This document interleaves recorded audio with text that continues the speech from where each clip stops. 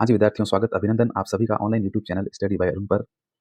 कैसे हैं विद्यार्थियों? सभी अच्छे हैं। आई होप आप अपनी स्टडी कर रहे हैं और वीडियो लेक्चर के माध्यम से शिक्षा मनोविज्ञान से संबंधित जो टॉपिक हैं उनका अध्ययन आप कर पा रहे हैं अच्छे से। मनोविज्ञान विषय का अध्ययन हम कर रहे हैं और मनोविज्ञान विषय में पीछे 2 वीडियो लेक्चर जो मनोविज्ञान विषय से संबंधित थे, उसमें हमने मनोविज्ञान के अर्थ के बारे में जाना। उसके अलावा मनोविज्ञान का इतिहास क्रम था, उसके बारे में हमने अध्ययन किया। जो दूसरा वीडियो लेक्चर था उसमें हमने मनोविज्ञान की एक शाखा शिक्षा मनोविज्ञान के विषय में जाना, शिक्षा मनोविज्ञान के अर्थ के बारे में जाना, शिक्षा मनोविज्ञान की परिभाषाओं के बारे में जाना और इसका क्षेत्र और इसकी जो उपादेयता है, उद्देश्य हैं, उन सब के बारे में हमने डिस्कस किया था। अगर आपने मनोविज्ञान से संबंधित पिछले मेरे 2 वीडियो लेक्चर नहीं देखे हैं, तो पहले आप उन्हें जाकर देख लें, ताकि एक बेसिक इंट्रोडक्शन आपको मिल जाए, एक पृष्ठभूमि जो है बन जाए विषय को पढ़ने से पहले। विषय को पढ़ने से पहले ज़रूरी है कि आप उस विषय का आधार जान लें। अगर आप आधार जान लेंगे, तो विषय को समझने में आसानी रहती है। तो आज का हमारा तीसरा वीडियो लेक्चर है शिक्षा मनोविज्ञान से संबंधित।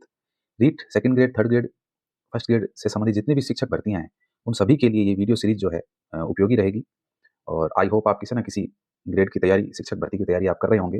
भारत के किसी भी कोने में आप मौजूद हैं और आपने बीएड या कोई भी शिक्षक भर्ती से संबंधित कोर्स कर रखा है, तो आपके लिए जो है शिक्षा मनोविज्ञान बहुत महत्वपूर्ण विषय के रूप में निकल के आता है। और शिक्षा मनोविज्ञान से संबंधित जो प्रश्न होते हैं, वो प्रश्न अधिकतर विद्यार्थियों कॉन्सेप्ट आधारित होते हैं, तथ्य आधारित नहीं होते हैं। तथ्य आधारित तो आप कोई भी अपना विषय पढ़ेंगे, उसमें तथ्य से संबंधित प्रश्न आते हैं। लेकिन मनोविज्ञान एक ऐसा विषय है जो पूर्ण रूप से जो है संकल्पना पर, अवधारणा पर आधारित है। वहाँ पर केवल कॉन्सेप्ट काम करता है। तो आपको समझना होगा, समझने पर ज़्यादा से ज़्यादा जोर देना होगा। और इस क्लास के माध्यम से मैं यही कोशिश कर रहा हूँ कि एक आधारशिला बन जाए आपकी मनोविज्ञान के विषय के बारे में, आपकी पकड़ बन जाए, आप समझ पाएँ, प्रश्नों को भी हल करने की क्षमता जो है वो आप में आ जाएगी। और सीरीज जिस तरह से चलेगी अपनी, जो मनोविज्ञान की सीरीज है, शिक्षा मनोविज्ञान की, उसके बाद में कुछ मॉडल पेपर है वो भी मैं लेकर के आऊँगा, ताकि जो भी हमने अभी तक पढ़ा है उससे संबंधित हम क्वेश्चन भी हैं जो सॉल्व करेंगे। इंपॉर्टेंट क्वेश्चन जिनके आने की संभावना रहेगी, पिछली भर्तियों में जो प्रश्न आए हैं उन पर भी हम डिस्कस करेंगे। ठीक है? तो आज हम हमारा तीसरा वीडियो लेक्चर, उससे पहले मैं आपको कहना चाहूँगा, अभी तक चैनल आपने सब्सक्राइब नहीं किया है तो चैनल को सब्सक्राइब कर लें। वीडियो अच्छी लगती है तो लाइक करें और शेयर करना ना भूलें। ठीक है? तो चलिए शुरू करते हैं कहानी आज की। आज हम पढ़ने जा रहे हैं बाल मनोविज्ञान। बाल मनोविज्ञान के अंतर्गत सबसे पहले हम बाल मनोविज्ञान के अर्थ के बारे में जानेंगे। उसके बाद में बाल विकास का परिचय हम लेंगे कि बालकों का विकास किस तरह से होता है, विकास की विभिन्न अवस्थाएं जो है उन सब का हम अध्ययन करेंगे अगली क्लासों में। लेकिन एक बेसिक इंट्रोडक्शन बाल विकास के बारे में जानेंगे। बाल विकास से संबंधित जो परिभाषाएं हैं उनका अध्ययन करेंगे और बाल मनोविज्ञान और बाल विकास में अंतर क्या है, दोनों एक जैसे लगते हैं शब्द, लेकिन दोनों में क्या विभेद है उसको भी हम जानेंगे इस वीडियो लेक्चर के माध्यम से। तो आइए शुरू करते हैं अपन।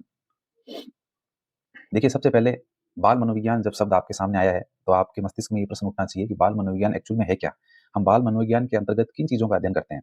तो देखिए, बाल मनोविज्ञान, जैसा मैंने आपको बताया कि मनोविज्ञान जो है, उसके माध्यम से वर्तमान समय में व्यक्ति के व्यवहारों का अध्ययन किया जाता है। व्यक्ति के व्यवहार को जानना ही मनोविज्ञान का मुख्य विषय है।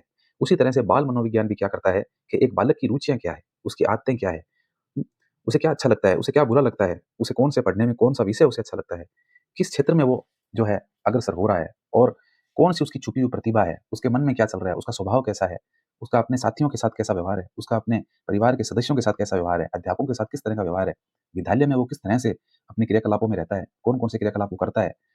इन सब चीज़ों को जानना, ये क्या है? बाल मनोविज्ञान है। बाल मनोविज्ञान का जो क्षेत्र है बालक को लेकर के, वो क्षेत्र यही है कि बालक के मन और स्वभाव को जानना।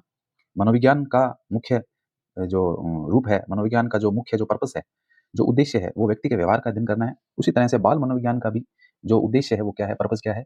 एक बच्चा क्या सोचता है, बच्चा क्या समझता है, उसका स्वभाव कैसा है, उसकी क्या-क्या आदतें हैं, रुचियाँ हैं, उन सब के बारे में जानना ही क्या कहलाता है? बाल मनोविज्ञान कहलाता है। यानी बाल मनोविज्ञान का मुख्य उद्देश्य एक बालक की रुचियों, आदतों और उसके स्वभाव और मन की जो जानकारियाँ लेना है, वही क्या है? बाल मनोविज्ञान के अंतर्गत आता है। अब बालक के विकास का विद्यार्थियों अध्ययन जो किया जाता है, किसमें किया जाता है? मनोविज्ञान की इस शाखा में करते हैं। ठीक है? बालक के विकास से संबंधित जो अध्ययन किया जाएगा, यानी कि बालक के विकास की जो अवस्थाएँ हैं, उनके बारे में जानकारी हासिल की जाएगी। साथ ही बालक के स्वभाव की जानकारी, बालक के मन की जानकारी, बालक की रुचियों के बारे में जानने की, ये सारी चीज़ें जो है, वो किसके अंतर्गत की जाएगी? मनोविज्ञान की इस ब्रांच, इस शाखा के अंतर्गत की जाएगी, जिसे हम क्या कहते हैं? बाल मनोविज्ञान कहते हैं। ठीक है? इस तरह से हम कह सकते हैं विद्यार्थियों के बालक के मन और व्यवहार को जानने के लिए जो अध्ययन किया जाता है, वही क्या कहलाता है? बाल मनोविज्ञान कहलाता है। विद्यार्थियों, बहुत सी चीज़ें हैं जो मैं लिख के लाया हूँ, ये पीपीटी के माध्यम से मैं लिख के लाता हूँ। तो अगर आप नोट्स बना रहे हैं, तो इन चीज़ों को आप लिख लें, ताकि आपके नोट्स भी बन जाए। और नोट्स आपको ज़रूर बनाने हैं, कॉपी पेन लेकर के आपको बैठना है, ताकि आपको दोबारा ये वीडियो ना देखनी पड़े। आप एक बार इन चीज़ों को लिख लेंगे तो आपको ध्यान में आ जाएगा और साथ-साथ में मैं इन सब चीज़ों को जो है बोल करके इसकी व्याख्या भी कर रहा हूँ, ताकि और अच्छे से आपको ये चीज़ें समझ में आ जाए। ठीक है? चलिए, आगे देखिए, बाल विकास की बात कर रहे हैं विद्यार्थियों। बाल विकास के अंतर्गत देखिए, बालक के सभी पक्षों का विकास, बालक के जितने भी पक्ष हैं, उन सभी पक्षों का क्या होना चाहिए? विकास होना चाहिए। चाहे वो शारीरिक पक्ष हो, चाहे वो मानसिक पक्ष हो, बौद्धिक पक्ष हो उसका आध्यात्मिक पक्ष हो, नैतिक पक्ष हो, चारित्रिक पक्ष हो, सभी पक्षों का क्या होना चाहिए? विकास होना चाहिए। और उसके विकास का जो अध्ययन है, वो किसके अंतर्गत करते हैं हम? बाल अध्ययन या बाल विकास के अंतर्गत हम करते हैं। ठीक है? यानी कि इन सब पक्षों का अध्ययन जो है हम कहाँ करेंगे? बाल विकास के अंतर्गत हम करेंगे।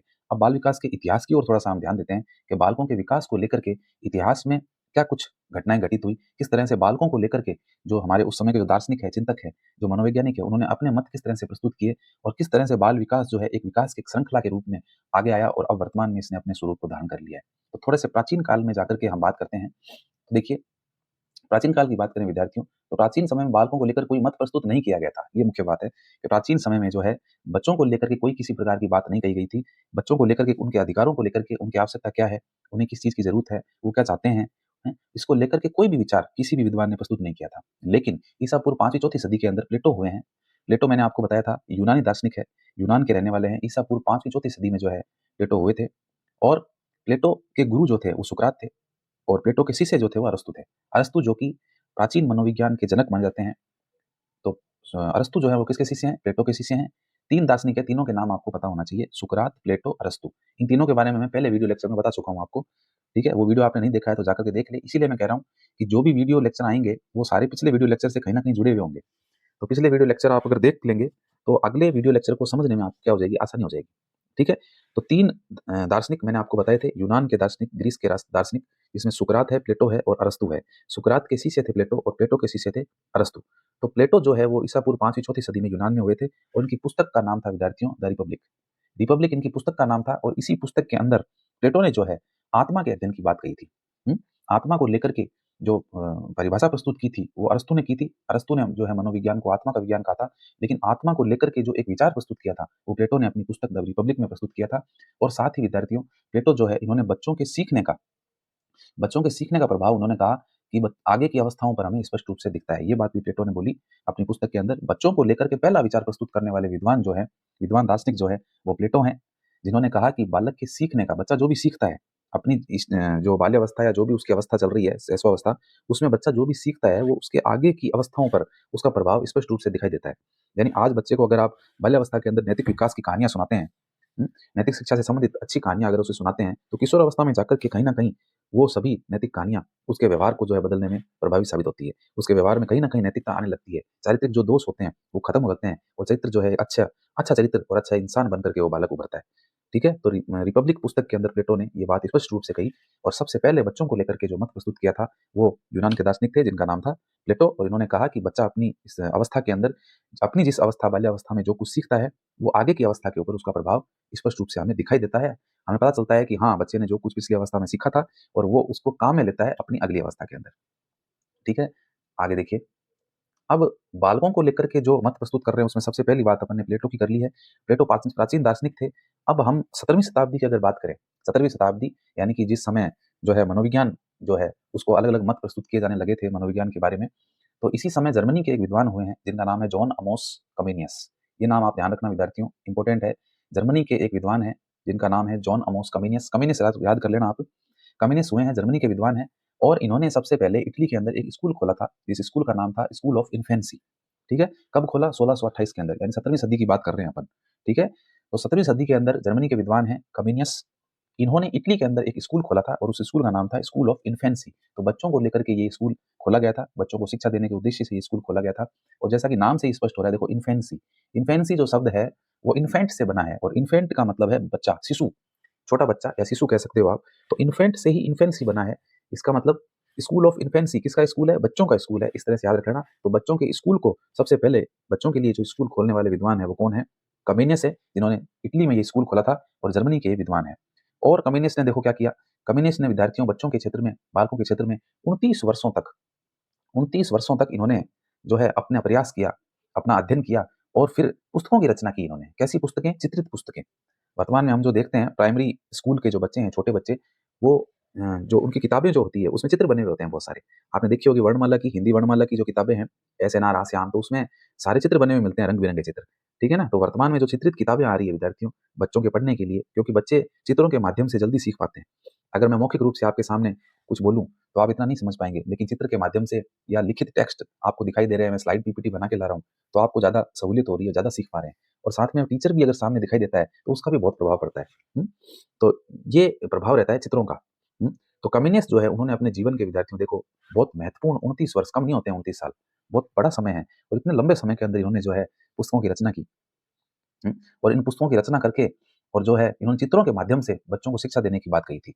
उन्होंने कहा कि बालकों को यदि शिक्षा देनी है तो चित्रों के माध्यम से दी जानी चाहिए, क्योंकि चित्रों के माध्यम से बालक जल्दी सीखते हैं, बालक इमेजिनेशन करते हैं, मस्तिष्क के अंदर उनके जो है वो चित्र छप जाते हैं और वो उन चीज़ों को जल्दी सीख पाते हैं। ये किसने कहा? कम्युनिस्ट ने कहा। 29 वर्ष अपने जीवन के दे दिए विद्यार्थियों, जब जाकर के इनको सफलता मिली। तो देखिए कितना लंबा समय। और हम सोचते हैं कि 1 महीना, 2 महीना या 1 साल पढ़ के हम किसी नौकरी में सेलेक्ट हो जाएँ, हैं? हो भी जाते हैं, कोई दिक्कत नहीं है, लेकिन ना होए तो भी कोई ऐसे घबराने वाली बात नहीं है। इन लोगों ने अपने जीवन के इतने महत्वपूर्ण समय जो है अध्ययन के अंदर बिता दिया और हम चाहते हैं कि बस 6 महीना, 1 साल अध्ययन करके हम छोड़ दें। नौकरी लग गई तो ठीक है, नहीं तो छोड़ो, क्या करना है? तो ऐसा नहीं होना चाहिए। आपने अगर ठान ही लिया है कि मुझे गवर्नमेंट नौकरी लगनी है, मुझे सरकारी सेवा में जाना है, तो उसके लिए आपको प्रयासरत रहना होगा और लगातार प्रयास करते रहना होगा। स्थिति परिस्थिति यदि आपके साथ में है, तो आपको तैयारी करनी चाहिए, मेहनत करनी चाहिए और प्रयास करने चाहिए, अपनी तरफ से पूर्ण प्रयास करने चाहिए आपको। ठीक है? तो कमेनियस पहले विद्वान हैं, जिन्होंने चित्रित पुस्तकों की रचना की थी और इन्होंने कहा कि बच्चों को चित्रों के माध्यम से क्या दी जानी चाहिए? शिक्षा दी जानी चाहिए।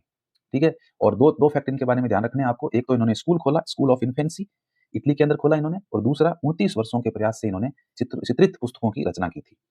आगे चलते हैं बाल विकास के अंदर और क्या हुआ? 1774 के अंदर विद्यार्थियों, बालकों के विकास को लेकर के जो है पहली बार वैज्ञानिक विवरण प्रस्तुत करने वाले विद्वान पेस्टोलॉजी थे। अब आगे 1774 के अंदर हमारे विद्वान आते हैं पेस्टोलॉजी। पेस्टोलॉजी जर्मन विद्वान है और इन्होंने जो है बच्चों को लेकर के पहली बार वैज्ञानिक विवरण प्रस्तुत किया था। ये इंपॉर्टेंट बात है। बच्चों को लेकर क्या किया? वैज्ञानिक विवरण प्रस्तुत किया, यानी कि वैज्ञानिक रूप से इन्होंने जो है बच्चों को लेकर के कुछ बातें कही थी। हुँ? वैज्ञानिक विवरण हम हर किसी को नहीं कह सकते वैज्ञानिक विवरण। हर किसी लेख को या हर किसी बात को हम वैज्ञानिक विवरण में शामिल नहीं कर सकते। वैज्ञानिक विवरण में हम उन चीज़ों को शामिल करते हैं जब वैज्ञानिक रूप से जब वो बातें तथ्यों के आधार पर प्रमाणित कर ली जाए, तभी वो विज्ञान की श्रेणी में आती है। हर एक बात को हम विज्ञान की श्रेणी में नहीं ले सकते हैं। विज्ञान की श्रेणी में हम उन्हीं चीज़ों को लेते हैं जो प्रमाणित हो गई हो, जो उन तथ्यों को लैबोरेटरी में प्रयोगशाला के अंदर प्रमाणित कर दिया गया हो, जाँच कर ली गई हो और परिणाम जो है पूर्ण रूप से सत्य पाए गए हों। उसी को हम वैज्ञानिक विवरण या विज्ञान हम कह सकते हैं। तो पेस्टोलॉजी ने वैज्ञानिक विवरण प्रस्तुत किया और ये ऐसा करने वाले पहले विद्वान इसलिए माने गए क्योंकि इनका एक बच्चा था 3.5 साल का, उस बच्चे के ऊपर इन्होंने अध्ययन किया था और उसकी आत्मकथा लिखी, बेबी बायोग्राफी नाम से इन्होंने उसकी आत्मकथा लिखी थी, उस बच्चे को लेकर के। खुद का बच्चा था, खुद के बच्चे पर इन्होंने प्रयोग कर लिया। इसीलिए ये जो है इस तरह का वैज्ञानिक विवरण प्रस्तुत करने वाले विद्यार्थी ये पहले विद्वान थे, जिनका नाम था पेस्टोलॉजी। देखिए आगे स्लाइड में आप देख पा रहे हैं। पेस्टोलॉजी ने अपने 3.5 साल के पुत्र के ऊपर अध्ययन किया था। इनका खुद का बच्चा था। ये मनोवैज्ञानिक थे, तो जब बच्चे का जन्म हुआ, तो उसके बाद से ही इन्होंने जो है बच्चे के ऊपर अध्ययन करना शुरू कर दिया था। बच्चे के जो क्रियाकलाप है उनको नोट करना शुरू कर दिया इन्होंने। बच्चे की मानसिक स्थिति और शारीरिक स्थिति सभी को देख करके और इन्होंने लिखना शुरू कर दिया उस बच्चे के बारे में। तो ये जो इन्होंने लिखा, जो लेख लिखा, ठीक है? जो एक आर्टिकल लिखा, उस आर्टिकल को ही क्या कहते हैं? बेबी बायोग्राफी कहते हैं। ठीक है? तो बच्चे के ऊपर ही अध्ययन करने वाले मनोवैज्ञानिक कौन है? पेस्टोलॉजी है। और चूँकि इन्होंने खुद ने अपने बच्चे पर अध्ययन किया, उसकी एक-एक अवस्थाओं को देखते हुए, उसके दिन-प्रतिदिन के क्रियाकलापों को देख करके अध्ययन किया, इसीलिए जो है ये वैज्ञानिक विवरण देने वाले मनोवैज्ञानिक भी माने जाते हैं। ठीक है? इसीलिए मनोविज्ञान के वास्तविक जनक विद्यार्थियों कौन कहलाते हैं? जर्मनी के विद्वान पेस्टोलॉजी को मनोविज्ञान का वास्तविक जनक कहा जाता है, क्योंकि इन्होंने वास्तविक रूप से अपने बालक का अध्ययन किया था और परिणाम प्रस्तुत किए थे। तो पेस्टोलॉजी अगले विद्वान हैं, जिन्होंने कम्युनिस्ट के बाद में जो है बालकों को लेकर के कुछ काम किया था। आगे देखिए 1784 के अंदर जर्मनी के विद्वान हैं, जिनका नाम है टाइडमैन। जर्मनी के विद्वान हैं, इनका नाम क्या है? 1784 के विद्वान हैं, जर्मनी के विद्वान टाइडमैन। और 1784 में इन्होंने जो है, इन्होंने भी बच्चों को लेकर के कुछ कार्य किया। पेस्टोलॉजी का जो ये बेबी बायोग्राफी लेख आया, तो इससे प्रभावित हुए थे टाइडमैन और टाइडमैन इससे प्रभावित होकर के इन्होंने भी सोचा कि मैं भी बच्चों को लेकर के कुछ काम करूँ। तो इन्होंने भी बच्चों को लेकर के एक वैज्ञानिक विवरण प्रस्तुत किया था, बच्चों के मानसिक विकास को लेकर के और निरीक्षण करके, देख करके, बच्चों के एक्टिविटी को देख करके इन्होंने भी एक विवरण प्रस्तुत किया था। तो बच्चों को लेकर के टाइडमैन ने भी जो है अपने विचार प्रस्तुत किए। और इसके बाद में विद्यार्थियों 1893 के अंदर स्टैनली हॉल हुए हैं, जो अमेरिका के हैं। जब जर्मनी के अंदर कमेनियस, पेस्टोलॉजी और टाइटमैन ने बालकों को लेकर के अपने विचार प्रस्तुत किए, तो अमेरिका के एक विद्वान है स्टैनली हॉल, इन्होंने भी जो है वो बच्चों को लेकर के जो है काम करने की कोशिश की और ये कोशिश एक आंदोलन बन के उभरी। बच्चों को लेकर के इन्होंने एक आंदोलन खड़ा कर दिया और यूरोप के अंदर देखा जाए तो यूरोप महाद्वीप में जैसे कि पेस्टोलॉजी ने काम किया, टाइटमैन ने काम किया और यूरोपियन प्राचीन दार्शनिक जो प्लेटो है उन्होंने काम किया। लेकिन अमेरिका के अंदर सबसे पहले इसको एक आंदोलन का रूप दे दिया। बच्चों के ऊपर अध्ययन करने को एक आंदोलन का रूप देने वाले विद्वान कौन है? स्टैनली हॉल है और ये काम कब किया उन्होंने? 1893 के अंदर किया। इसीलिए बाल आंदोलन के जनक जो है विद्यार्थियों, प्रश्न आए कि बाल आंदोलन के जनक कौन है, तो वो स्टैनली हॉल कहलाएंगे। स्टैनली हॉल ने देखिए काम क्या क्या किया। स्टैनली हॉल ने जो है बच्चों को लेकर के दो संस्थाएं खोली, दो ऑर्गेनाइजेशन इन्होंने जो है खोले, जिसमें पहला है चाइल्ड स्टडी सोसाइटी और दूसरा है चाइल्ड वेलफेयर ऑर्गेनाइजेशन। ऐसी संस्थाएं जो है वो उनका विकास जो है, स्थापना जो है किसने की, स्टैनली हॉल ने की। ये थोड़ा सा यहाँ पे टाइप मिस्टेक हो गया है, स्थापना, संस्थाओं की स्थापना की, यहाँ पर स्थापना लिख लेना आप, ठीक है। तो स्टैनली हॉल पहले ऐसे व्यक्ति, अमेरिकन मनोवैज्ञानिक, जिन्होंने बच्चों को लेकर के दो संस्थाएं खोली। इसमें एक है चाइल्ड स्टडी सोसाइटी और दूसरी है चाइल्ड वेलफेयर ऑर्गेनाइजेशन, ठीक है। और हॉल ने जो है विद्यार्थियों किशोरों को लेकर के भी जो है बहुत विवरण प्रस्तुत किए थे, इसीलिए इनको किशोर मनोविज्ञान का जनक भी कहा जाता है। किशोरावस्था का टाइम पीरियड आपको पता होना चाहिए, जिसको हम टीन एज बोलते हैं, जिसका टाइम पीरियड लगभग 12-13 साल से 18-19 साल माना जाता है। 12-13 से 18-19 साल के बीच का जो समय है वो किशोरावस्था कहलाता है। तो स्टैनली हॉल ने किशोरावस्था को लेकर यानी किशोरों को लेकर के भी एक बड़ा ही भड़कीला सा कथन स्टेटमेंट प्रस्तुत किया था। और किशोरावस्था की जो किशोरों की जो अवस्था है उसको इन्होंने तूफान, द्वंद, तनाव, उत्तेजना, तूफान की अवस्था कह दिया था। तो ये स्टेटमेंट इनका काफी लोकप्रिय हुआ और इसीलिए इनको जो है किशोर मनोविज्ञान का जनक भी कहते हैं। इनको क्या कहते हैं, किशोर मनोविज्ञान का जनक भी कहते हैं। इनका याद रखना, किशोरावस्था को लेकर के इन्होंने जो परिभाषा दी थी वो काफी चर्चा में रही। इन्होंने किशोरावस्था को तूफान, द्वंद, तनाव और तेजस्वी अवस्था कहा है। किसने कहा है, स्टैनली हॉल ने कहा है, ठीक है। तो स्टैनली हॉल के बारे में दो स्टेटमेंट आप ध्यान रखना।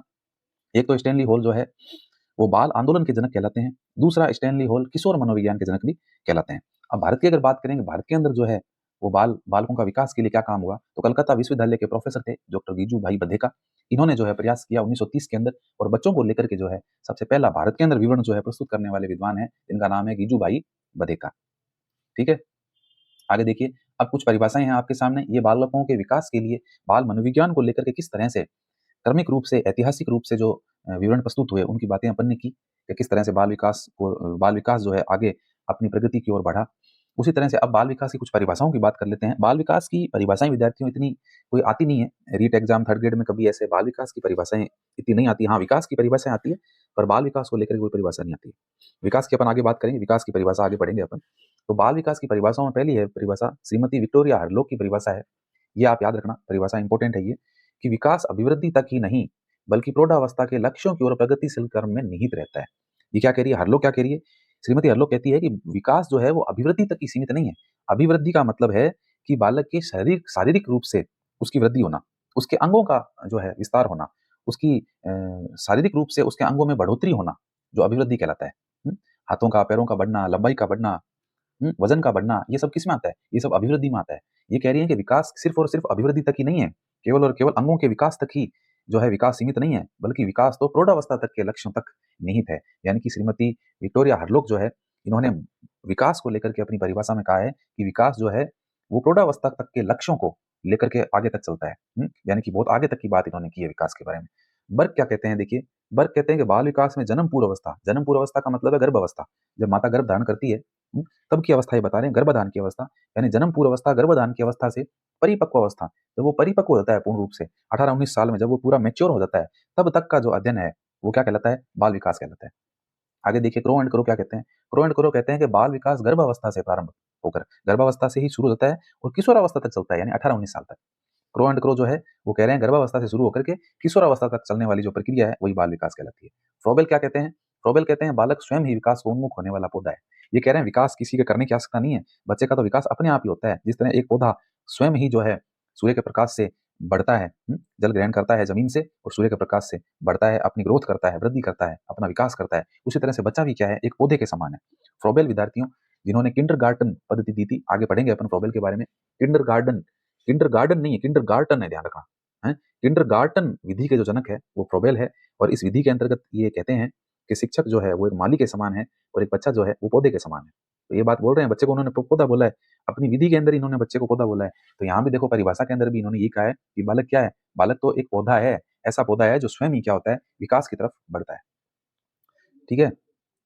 आगे देखिए, बाल विकास की परिभाषाओं के अंतर्गत इन परिभाषाओं से, सभी परिभाषाओं से विद्यार्थियों निष्कर्ष क्या निकलता है, परिभाषाओं का निष्कर्ष ये है कि बाल विकास के अंतर्गत बालक के गर्भावस्था से, जब बालक जब माता के गर्भ में होता है, माता जब गर्भ धारण करती है, वहां से लेकर के और बालक जब परिपक्व होता है 18-19 साल तक, जब वो मैच्योर होता है, तब तक उसके विकास का जो अध्ययन है वो किसमें किया जाता है, बाल विकास के अंतर्गत किया जाता है, ठीक है। अब देखिए विद्यार्थियों, आपके सामने स्लाइड पर हम बात कर लेते हैं बाल मनोविज्ञान की और बाल विकास की। दोनों ही शब्द एक जैसे लगते हैं, लेकिन थोड़ा-सा माइनर डिफरेंस है इनके बीच में, उसके बारे में हम जानेंगे कि बाल मनोविज्ञान और बाल विकास में फ़र्क क्या है? देखिए, बाल मनोविज्ञान जैसा कि हम बात कर चुके हैं, मनोविज्ञान यानी मनुष्य के व्यवहार का अध्ययन, मनोविज्ञान कहलाता है। बाल मनोविज्ञान यानी कि बालक के व्यवहार का अध्ययन करना, क्या कहलाता है? बाल मनोविज्ञान कहलाता है। तो देखिए अंतर को जानेंगे। बाल मनोविज्ञान में गर्भ अवस्था से बाल्यावस्था तक के अध्ययन पर विशेष रूप से बल देते हैं। विद्यार्थियों, बाल मनोविज्ञान का जो विषय है, वो एक्चुअल में गर्भावस्था से लेकर और बाल्यावस्था तक उसका जो विकास का क्रम है, उसका अध्ययन करना ही बाल मनोविज्ञान का उद्देश्य है। हालाँकि किशोरावस्था भी इसके अंदर आती है। किशोरावस्था के लिए भी किशोर मनोविज्ञान नाम से ये फ़ेमस है, चर्चित है। लेकिन विशेष रूप से अगर हम बाल मनोविज्ञान की बात करते हैं, तो बाल्यावस्था तक ही आता है। यानी गर्भावस्था से लेकर के और बाल्यावस्था 12-13 साल तक का जो अध्ययन है, वो किसमें आता है? बाल मनोविज्ञान के अंतर्गत आता है। लेकिन बाल विकास की जब हम बात कर रहे हैं, तो गर्भावस्था से किशोरावस्था तक का इसमें अध्ययन क्या है? शामिल है। यानी कि विकास की बात हो रही है, तो विकास तो विद्यार्थियों तब तक होता रहेगा जब तक बच्चा मैच्योर ना हो जाए, जब तक परिपक्व ना हो जाए। और परिपक्व कब होता है? परिपक्व 18-19 साल तक जाकर के होता है। हालाँकि ये आगे भी चलती है, कोई ज़रूरी नहीं है परिपक्व हो जाए 18-19 साल में उसमें समझ आ जाए। समझ तो नहीं आती, कइयों को बुढ़ापे तक नहीं आती, है ना? वो बात नहीं है। लेकिन मनोवैज्ञानिक दृष्टिकोण से अगर हम बात करें तो बाल विकास के अंतर्गत बालक के जन्म से लेकर के गर्भावस्था सॉरी जन्म नहीं, जन्म से पूर्व गर्भावस्था से लेकर के और किशोरावस्था तक का जो अध्ययन है, वो बाल विकास के अंतर्गत शामिल होता है। तो ये पहला डिफरेंस है बाल मनोविज्ञान और बाल विकास में कि बाल मनोविज्ञान में तो बालक के गर्भावस्था से लेकर के और बाल्यावस्था तक का अध्ययन होता है, लेकिन बाल विकास के अंतर्गत जो है गर्भावस्था से किशोरावस्था तक अध्ययन शामिल होता है। अगला डिफरेंस देखिए, बाल मनोविज्ञान में बालक जिस वातावरण में रहता है, उस पर कम ध्यान देते हैं। बाल मनोविज्ञान के अंतर्गत बालक जिस वातावरण में रह रहा है ना, जिस वातावरण में, जिस समाज में रह रहा है, उसके ऊपर कम ध्यान देते हैं। बल्कि बालक की जो आंतरिक विशेषताएँ हैं, उन पर जोर दिया जाता है। बालक किस तरह का व्यवहार कर रहा है लोगों के साथ में, बालक का व्यक्तित्व कैसा है, उसके व्यक्तित्व में कौन-कौन सी भिन्नताएँ हैं, उसकी बुद्धि कैसी है, हुँ? और उसके अलावा वो अधिगम कैसे कर पा रहा है, तो इसके ऊपर ज़्यादा जोर देते हैं, वातावरण की बात नहीं करते हैं बाल मनोविज्ञान के अंतर्गत। लेकिन बाल विकास जो है, उसमें वातावरण के प्रभावों को भी हम विशेष रूप से देखते हैं क्योंकि बालक का विकास वातावरण में रहकर के ही होता है ना? समझ रहे हो इस चीज़ को? बालक का विकास तो वातावरण में रहकर के ही होता है, वातावरण यदि उसे सही मिलेगा, उचित वातावरण मिलेगा, तो उसका विकास भी जो है, वो अच्छी तरह से हो पाएगा। ठीक है? तो बाल विकास के अंदर क्या होता है? बाल विकास के अंदर वातावरण के प्रभावों को देखा जाता है, जबकि बाल मनोविज्ञान के अंदर वातावरण जिस वातावरण में रह रहा है बच्चा, उस वातावरण को नहीं देखते, बल्कि उस बालक के अंदर की अभिरुचियाँ, उसकी क्षमताएँ, उसकी बुद्धि, वो कितना अधिगम कर पा रहा है, इन चीज़ों पर जोर दिया जाता है किसमें? बाल मनोविज्ञान में। चलिए, आगे चलते हैं।